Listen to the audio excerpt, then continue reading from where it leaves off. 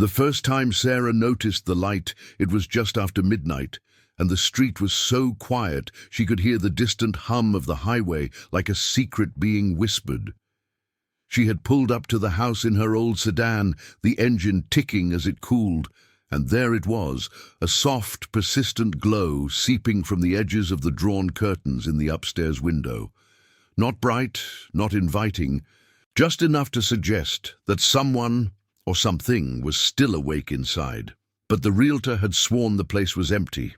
Keys handed over that very afternoon with a smile that lingered a beat too long.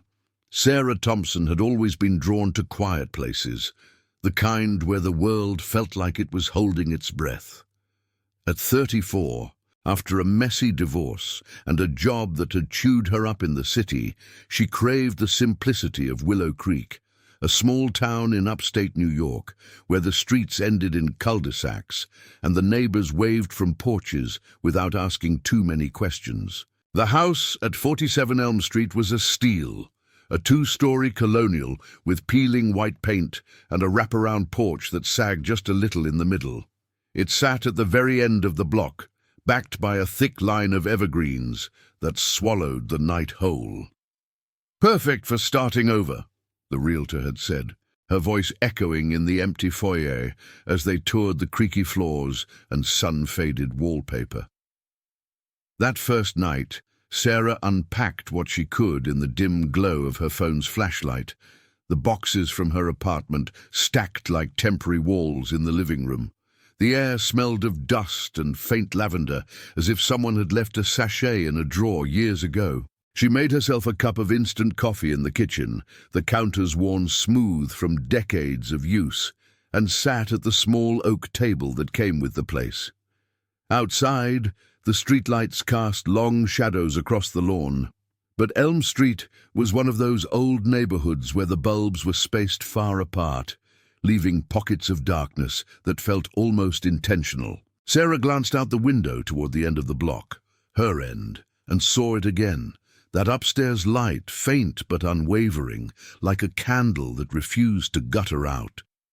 She told herself it was nothing, probably the porch light from the neighbor's house bleeding through, or maybe a street lamp she hadn't noticed in the daylight. Willow Creek wasn't the kind of place for ghosts or intruders. It was the sort of town where kids rode bikes until dusk and folks gathered at the local diner for pie on Sundays. Sarah had chosen it for that reason, predictability, the steady rhythm of small-town life. She finished her coffee, rinsed the mug in the sink, and headed upstairs to the master bedroom, which overlooked the backyard and those looming pines. The room was sparse, a queen bed with a quilt that smelled faintly of mothballs, a dresser with one drawer that stuck, and a closet door that hung slightly ajar. She didn't bother checking the window. The glow was from across the street, she reasoned, or maybe down the block. Sleep came in fits that night, the house settling around her with soft creaks that mimicked footsteps on the stairs. When she woke just before dawn, the first grey light filtering through the blinds, Sarah felt a vague disquiet, like forgetting a dream you weren't sure you wanted to remember.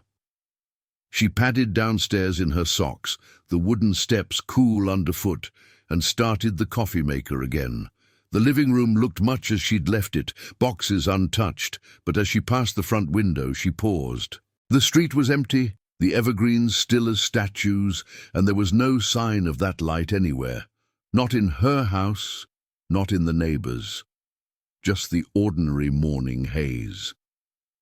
By mid-morning, Sarah ventured out to the local hardware store on Main Street. A 15-minute drive past fields, dotted with silos, and the occasional pickup truck rumbling by.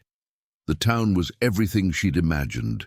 A cluster of brick storefronts, a park with a bandstand that hadn't seen a concert in years, and folks who nodded hello without prying. She bought paint for the porch, soft blue to brighten things up, and some basic groceries from the market next door, eggs, bread, a pint of milk. On the way back, she stopped at the gas station, the kind with pumps under a metal canopy and a bell that dinged when you pulled in. The attendant, an older man with a flannel shirt, chatted about the weather as he filled her tank. "New in town?" he asked, eyeing her out-of-state plates. "Just moved to Elm Street," she replied, forcing a smile. "End of the block." He nodded slowly, handing over her receipt. "Quiet spot. House has been empty a while. You'll like it there." Something in his tone made her glance up, but he was already turning back to the counter, wiping it down with a rag. Sarah drove home with the windows down, the air crisp with the scent of fallen leaves, and unloaded her bags in the kitchen. The house felt warmer in the daylight, the sunlight slanting through the windows to highlight dust motes dancing in the air. She spent the afternoon unpacking, arranging books on the shelves in the living room, mostly thrillers and memoirs, escapes from her old life, and hanging a few pictures on the walls, one of her with her sister at the Grand Canyon, another of their family dog long gone. As evening approached, the light outside faded to that bruised purple of early autumn, and Sarah lit a few lamps to chase away the chill. She cooked a simple pasta dinner, the pot bubbling on the stove, and ate at the table while flipping through a local real estate flyer. That's when she heard it, a faint click like a switch being flipped upstairs. She froze, fork midway to her mouth, listening. The house was silent again, just the tick of the wall clock in the hallway. Probably the settling, she thought, or the wind nudging a loose shutter. But as she cleared the dishes, she couldn't shake the feeling that the air had thickened, pressing in from the corners of the room. Later, as night fully claimed the street, Sarah climbed the stairs to bed, pausing at the landing to glance out the small window that overlooked the front yard. The neighbors' houses were dark now, porch lights off, the whole block wrapped in that deep rural quiet. But there, in her own upstairs window, the one facing the pines, a sliver of light glowed softly behind the curtains she'd drawn earlier. Not from a lamp she remembered leaving on. It was dim, almost imperceptible, like the last ember in a dying fire. Sarah's heart quickened, but she pushed the thought away, blaming a forgotten bulb in the hallway fixture. She slipped under the quilt, the fabric cool against her skin, and stared at the ceiling, listening to the house breathe around her. In the hours that followed, sleep eluded her. Every creak seemed amplified, every shadow in the room a little too defined. And through the thin veil of exhaustion, she wondered if the house at the end of the street was truly as empty as it seemed, or if it had been waiting for her all along. The next morning dawned with a reluctance that matched Sarah's mood. The sun filtering through the blinds in hesitant streaks that did little to dispel the chill lingering in the air. She lay there for a long moment, eyes tracing the cracks in the ceiling plaster, replaying the night in her mind. That light, it had to have been a trick of the shadows, or perhaps the moon reflecting off the glass in some odd way. Houses had quirks, especially old ones like this, with wiring that dated back to who knows when. She pushed back the quilt and swung her legs over the side of the bed, the floorboards groaning softly under her weight, as if protesting the intrusion. Downstairs, the kitchen felt unchanged, the coffee maker humming to life with a familiar gurgle. Sarah poured herself a mug, black and steaming, and stepped out onto the porch to sip it while surveying the street. Elm Street stretched out quiet and unremarkable, the row of identical colonials with their manicured lawns and American flags fluttering lazily from poles. A neighbor 2 doors down was watering his flower beds, the hose spraying in a steady arc, and he gave her a brief wave before turning back to his roses. Normal, she thought, utterly boringly normal. The evergreens at the end of her yard loomed as they always did, a dark wall separating her property from the undeveloped woods beyond. But in the daylight they seemed less ominous, more like a natural privacy screen. She spent the day tackling the porch, the paint can open and brushes laid out on a drop cloth she'd picked up at the hardware store. The work was methodical, dipping the bristles into the soft blue and stroking it over the weathered wood. Watching the color revive the sagging rails, it was the kind of task that grounded her, a tangible progress in this new chapter. By noon, Sweat beaded on her forehead despite the cool breeze, and she paused to wipe it away, glancing up at the house. The upstairs windows stared back blankly, curtains still drawn against the sun. No glow, no anomaly, just the ordinary facade of a home settling into her ownership. As the afternoon wore on, Sarah drove into town for more supplies, the road winding past cornfields golden with autumn and the occasional billboard advertising a county fair that had come and gone. The diner on Main Street caught her eye, a classic spot with chrome stools and a neon sign buzzing faintly in the window. She pulled into the gravel lot, figuring a break wouldn't hurt. Inside, the air smelled of frying bacon and fresh pie, and a waitress with a name tag reading Doris poured her coffee without asking. The place was half empty, a few locals nursing mugs at the counter, their conversations a low murmur about high school football and the rising cost of heating oil. "You settling in all right?" Doris asked, leaning on the counter with a friendly tilt of her head. Sarah nodded, stirring sugar into her cup. "Yeah, just getting the place whipped into shape. It's got character." Doris chuckled, a soft sound that carried years of small-town wisdom. "That old house on Elm? Been through a few owners, quiet folks mostly. The last one, though, she kept to herself. Moved out sudden-like, about a year back." Sarah's spoon paused mid-stir.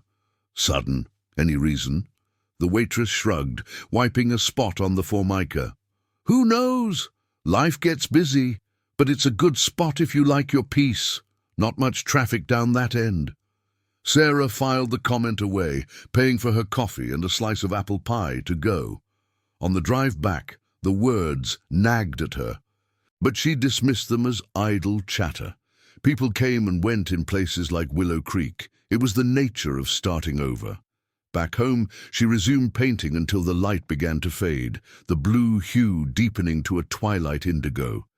Her arms ached pleasantly as she cleaned up, stacking the brushes in the shed out back, a small clapboard structure half hidden by the pines.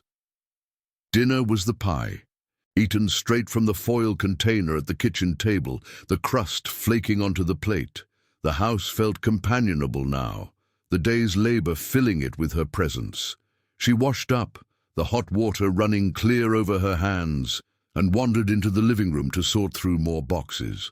Books went on the shelves, a vase on the mantel, a throw blanket draped over the armchair. As she knelt to unpack a lower box, something caught her eye, a faint scuff mark on the hardwood floor, just inside the front door. It hadn't been there yesterday, she was sure of it. A dark streak, like a shoe sole dragging across the wood, leading toward the stairs. Sarah straightened, rubbing her eyes, probably from her own boots when she came in with the groceries, or the realtor's heels during the walk-through. She grabbed a rag from the kitchen and wiped it away, the motion quick and dismissive. But as she did, a soft thud echoed from upstairs, muffled, like a book slipping off a shelf. She froze, rag in hand, listening. The house held its breath, then creaked once in response to the settling foundation. Nothing more. Shaking her head, she finished unpacking, the routine a shield against the creeping unease. Night fell softly, the streetlights flickering on one by one. Sarah locked the doors, front and back, out of habit from city living, and climbed the stairs, the steps familiar now under her feet. In the bedroom, she opened the curtains a crack, peering out at the darkened block. The neighbors' houses glowed with warm interiors, televisions flickering like distant campfires. Her own backyard was a void, the pines swallowing any hint of the world beyond. She drew the curtains fully and turned on the bedside lamp, its light pooling softly on the quilt. Sleep came easier that night, exhaustion pulling her under like a tide. But in the small hours she stirred, the room cloaked in shadow save for the lamp's faint halo. A whisper of sound reached her, not a creak this time, but a rustle like fabric brushing against wood. Her eyes snapped open, heart thudding in the quiet. The closet door, which she'd closed firmly before bed, stood ajar by an inch, the darkness inside yawning like an unspoken invitation. Sarah sat up slowly, the bedspring sighing, and stared at it. Wind, she told herself, or the house shifting again. She slipped out of bed, bare feet cold on the floor, and pushed the door shut with a decisive click. As she crawled back under the covers, the air felt heavier, charged with an awareness she couldn't name. Outside, the evergreens rustled faintly, as if sharing a secret with the night. And in the hallway beyond her door, a sliver of light seeped under the frame, not from her lamp, but from the fixture at the top of the stairs, which she knew she'd switched off hours ago. It pulsed gently, almost like a breath, casting elongated shadows that danced just beyond her sight. Sarah pulled the quilt higher, eyes fixed on the door, wondering if the house was merely old and temperamental, or if it remembered things she didn't yet know. The light lingered, unyielding, until dawn began to grey the edges of the world. The days blurred into a rhythm that Sarah clung to, each one a deliberate effort to impose order on the house and her mounting disquiet. She woke early on the third morning. The light under the door, a fading memory she'd chalked up to her own oversight. Perhaps she'd flicked the switch without realizing, or the bulb had a faulty connection that flickered on intermittently. Old houses like this one were full of such gremlins. She'd read as much in the forums for new homeowners, late-night scrolls on her laptop that offered reassurance in the form of shared anecdotes. By the time she descended the stairs, the fixture at the landing was dark and inert, confirming her rationalization. She brewed coffee, the aroma filling the kitchen like a promise of normalcy, and stepped outside to check the porch progress. The blue paint gleamed under the pale sun, a small victory against the encroaching chill of the season. Willow Creek stirred slowly around her, the distant rumble of a school bus echoing down Elm Street as children in puffy jackets boarded with backpacks slung low. Sarah watched from her driveway, waving vaguely at a passing car, whose driver, a middle-aged woman with curlers still in her hair, tapped the horn in greeting. It was these fragments of community that anchored her, reminders that she wasn't isolated in some forgotten corner, but part of a tapestry woven from everyday routines. She decided to explore the neighborhood on foot that morning, lacing up her sneakers and locking the front door with a satisfying click. The air was crisp, carrying the scent of wood smoke from chimneys starting their fall labors, and she walked the length of the block, noting the tidy mailboxes, the Halloween decorations already peeking from garages, plastic pumpkins and strings of orange lights coiled like dormant snakes. At the corner, where Elm met the wider avenue leading to town, she paused at a small park, just a swing set and a weathered bench overlooking a creek that babbled over smooth stones. An older man was there, feeding breadcrumbs to a cluster of pigeons, his coat buttoned to the chin. Sarah sat for a moment, the metal bench cold through her jeans, and struck up a conversation about the weather, the way one does in places where small talk is currency. "You the new folks at the end?" he asked, squinting at her through wire-rimmed glasses. She nodded. "Just settling in. House needs a bit of work, but it's peaceful." He hummed thoughtfully, scattering more crumbs. "Peaceful, sure. That spot's always been quiet. The trees help, keep things private. My wife and I used to walk by there evenings. Never much noise from inside, even when folks lived there." Sarah felt a subtle pull, the conversation skirting the edges of what she wanted to ask. "The last owners, did they stay long?" "Not especially. Nice couple, though. Kept the lights low, if you know what I mean. Didn't entertain much."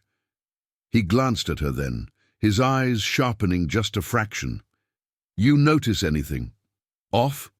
Houses like that, they hold on to echoes sometimes."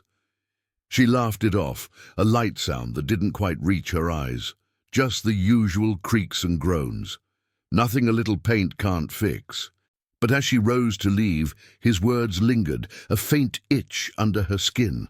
On the walk back, the evergreens at the rear of her property seemed denser, their branches interlocking like fingers clasped in silent conspiracy. She entered the house, the door swinging shut behind her with a whisper, and busied herself with lunch, a sandwich of turkey and cheese on rye, eaten standing at the counter while she planned the afternoon's tasks. By early afternoon, Sarah tackled the upstairs hallway, wiping down the walls with a damp cloth to banish the dust that had accumulated over years of vacancy. The air up there was stiller, carrying a faint mustiness that no amount of open windows could fully dispel. She moved methodically, from the linen closet, stocked with yellowed towels that smelled of storage, to the spare bedroom at the front, its window framing the quiet street below. As she dusted the windowsill, she noticed a faint outline in the sill's wood, like a rectangle where something heavy had once rested, a radio perhaps, or an old lamp base. It wasn't much, but it added to the house's history. A layer of lives layered like sediment. The work lulled her into a trance-like focus, but as she reached the master bedroom, a peculiar repetition caught her attention. The closet door, which she'd latched securely that morning after hanging her clothes, hung open again, just a hair's breadth, revealing the shadowed interior lined with empty hangers, swaying imperceptibly. Sarah's cloth paused mid-swipe, her pulse quickening in the sudden hush. She crossed the room in 2 steps, peering inside. No drafts from the window, no obvious reason for the shift. A loose latch, she reasoned, or the floor, settling unevenly.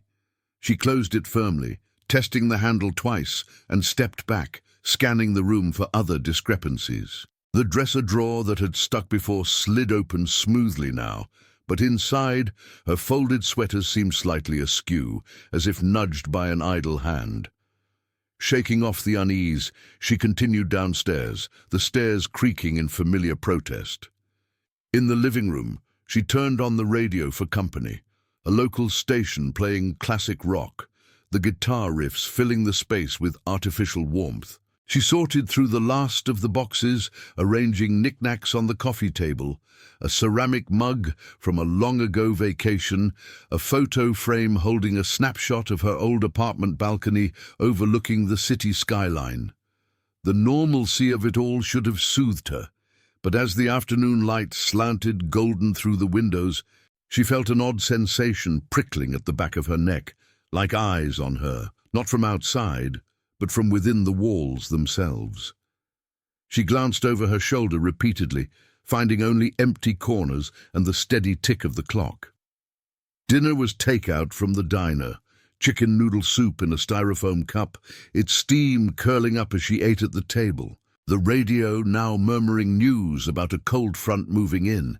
The soup was comforting, salty and warm, but midway through, the broadcast cut to static for a split second, then resumed with a weather report that mentioned fog rolling in from the hills overnight. Sarah finished quickly, rinsing the cup and heading to the sink, where she caught her reflection in the dark window above. Pale, eye-shadowed from restless nights. Outside, the street was dimming, the neighbors' porch lights winking on like hesitant signals. She locked up early that evening, the deadbolt turning with a solid thunk, and retreated upstairs, pausing at the landing to double-check the fixture. Off, definitely off. In the bedroom, she drew the curtains tight, the fabric heavy and insulating, and slipped into bed with a book, a mystery novel she'd packed, its pages yellowed from use. The story pulled her in, a tale of secrets unraveling in a coastal town, but her mind wandered, overlaying the plot with her own surroundings. Halfway through a chapter, the light from her bedside lamp seemed to dim, not flicker, but soften as if muffled by an unseen hand. She looked up sharply, the room unchanged, yet the shadows in the corners deeper, pooling like ink. Setting the book aside, Sarah turned out the lamp herself, the room plunging into that profound darkness, broken only by the faint glow of her phone on the nightstand. Sleep, hovered at the edges, but as the clock edged past midnight, a new sound intruded, not a creak or thud, but a low hum, rhythmic and insistent, emanating from the walls themselves. It vibrated through the floorboards, subtle enough to question if it was the furnace kicking on downstairs or the distant highway traffic amplified by the quiet. She sat up, straining to listen, the hum persisting like a whispered conversation just beyond comprehension.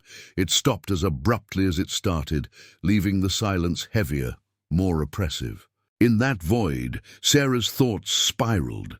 Was it the house adapting to her presence, its old bones protesting the change? Or something else? Memories embedded in the plaster, routines of past inhabitants replaying in the night. She reached for her phone, the screen's blue light harsh against the gloom, and scrolled through emails from work, mundane updates that grounded her. But as she set it down, a sliver of light appeared under the bedroom door, not steady but pulsing faintly, in time with the imagined hum. The stairs again, she knew, though she hadn't heard footsteps. Her breath caught, the air thick with the scent of lavender from somewhere unseen, and she wondered if the house was watching her settle in, or if she was the one disturbing its vigil. The light held, unblinking. As the night stretched on, the evergreens outside rustling like an audience awaiting the next act. The fog arrived just as the weatherman had predicted, rolling in from the hills like a living thing, muffling the world beyond the evergreens. Sarah woke to it on the fourth morning, the bedroom window veiled in a grey haze that turned the pines into indistinct silhouettes. She lay still for a moment, the quilt pulled up to her chin, replaying the night's hum and that pulsing light under the door. It had faded by dawn, leaving her with a hollow fatigue, as if the house had siphoned her rest away. She rose slowly, the floor cool and unyielding, and made her way downstairs, the steps whispering under her weight. The kitchen clock read 7:15. Its hands ticking with mechanical indifference, and outside, Elm Street was a blurred outline, the neighbors' houses swallowed by the mist. Coffee helped, its bitterness cutting through the fog in her mind, and she sipped it at the table, staring at the backyard, where the trees marked the boundary of visibility. The house felt heavier today, the air inside carrying a stillness that pressed against her skin. She had planned to finish unpacking the last box in the basement, a dim space she'd avoided so far, with its concrete floor and shelves lined with cobweb-draped jars from previous owners. But the fog made the idea unappealing, so she lingered upstairs instead, tidying the hallway with absent-minded swipes of a feather duster. The linen closet door stuck slightly as she opened it, revealing stacks of towels she'd washed and folded the day before. They were undisturbed, yet as she reached for one, a faint chill brushed her fingers, like the echo of a draught long sealed away. By mid-morning the fog had thickened, turning the street into a corridor of whispers. Sarah wrapped herself in a sweater and stepped onto the porch, the blue paint still tacky under the damp air. The neighborhood was hushed, no cars humming by, no distant voices from the park. She walked to the mailbox at the curb, the metal box cold and slick with condensation, and pulled out a handful of junk mail. Circulars for the hardware store, a flyer for the upcoming Harvest Festival. Nothing personal, nothing to tether her to the outside world. As she turned back, a shape materialized at the edge of the lawn. The older man from the park, bundled in his coat, walking his terrier on a leash. The dog yipped once, then fell silent, nose to the ground. "Morning," he called, his voice carrying oddly through the mist. "Fog's a beast today, keeps everything contained." Sarah nodded, forcing a smile. "Yeah, it's like the world's on pause. You live nearby?" "Across the way, number 42. He paused, the dog circling his ankles. "Seen you out here fixing things up? That house, it's got a way of drawing you in, doesn't it? Like it doesn't want to let go." Her pulse quickened, but she kept her tone light. "Just old wiring and settling flaws. Nothing I can't handle." He studied her for a beat, eyes crinkling behind his glasses. The last lady who lived there said something similar. Thought it was the isolation at first, then the little things adding up. Lights that shouldn't be on, doors that move on their own. She mentioned a hum, too, like the walls were breathing. The dog tugged at the leash, and he glanced down, then back at her. If it gets too much, folks around here are good listeners. No judgment. Sarah watched him fade into the fog, his words settling like dew on her thoughts. She retreated inside, the door closing with a soft thud that echoed in the empty foyer. The living room seemed smaller now, the bookshelves casting long shadows despite the overcast light filtering through the windows. She busied herself with the radio again, tuning to a station playing soft jazz, the saxophone's wail a counterpoint to the silence. But even that felt intrusive, the notes distorting slightly as if the house were absorbing them. Lunch was forgotten. Instead, she paced the kitchen, her footsteps marking a restless circuit from sink to table to window. As afternoon bled into evening, the fog clung stubbornly, blurring the line between inside and out. Sarah lit candles in the living room, beeswax ones from a box of forgotten supplies, their flames flickering against the gloom. She sat on the armchair, a mug of tea cooling in her hands, and let her mind wander to the previous owners. The realtor's smile, too lingering, Doris's shrug about the sudden move, the man's talk of echoes. It wasn't fear that gripped her now, but a deepening certainty that the house wasn't empty of history. It was saturated with it, routines imprinted like faint stains on the walls. She rose and climbed the stairs, the jazz fading behind her, and entered the spare bedroom at the front. The window overlooked the street, but today it showed only swirling white, as if the neighborhood had dissolved. There, on the windowsill, the faint outline she'd noticed before seemed sharper, the rectangle more defined, as if recent pressure had refreshed it. Sarah traced it with her finger, the wood smooth and cool. A lamp, maybe, or a clock, something that had sat there night after night, casting its glow. She turned, and her eye caught the closet in the corner, its door ajar again, wider this time, revealing a glint inside. Heart steady but insistent, she approached and pulled it open fully. On the floor, half buried under a fold of old curtain fabric, lay a small notebook, its cover warped from dampness. She knelt, lifting it carefully, the pages yellowed and brittle. The handwriting was neat, feminine, dated a year ago. Entries started innocently, notes on grocery lists, reminders for the diner pie special. But they shifted, growing fragmented. Light in the window again tonight, must have left it on. Then, heard the hum from the basement. Checked, nothing. Feels like someone's walking the halls when I'm asleep. Sarah's breath caught as she read further. The fog makes it worse. Can't see the street, but I swear I feel eyes from the pines. The house remembers me, or maybe it's waiting for the next one. The last entry, scrawled hastily, it's not empty. The light is always there, even when I turn everything off. It's me. I'm the one who can't stop it. The notebook slipped from her fingers, pages fluttering like trapped breaths. Sarah backed away, the room tilting slightly, the fog pressing against the glass like a witness. Downstairs, the candles had burned low, their light seeping up the stairs in faint pools. She descended, the notebook clutched to her chest, and placed it on the kitchen table, staring at it as dusk deepened.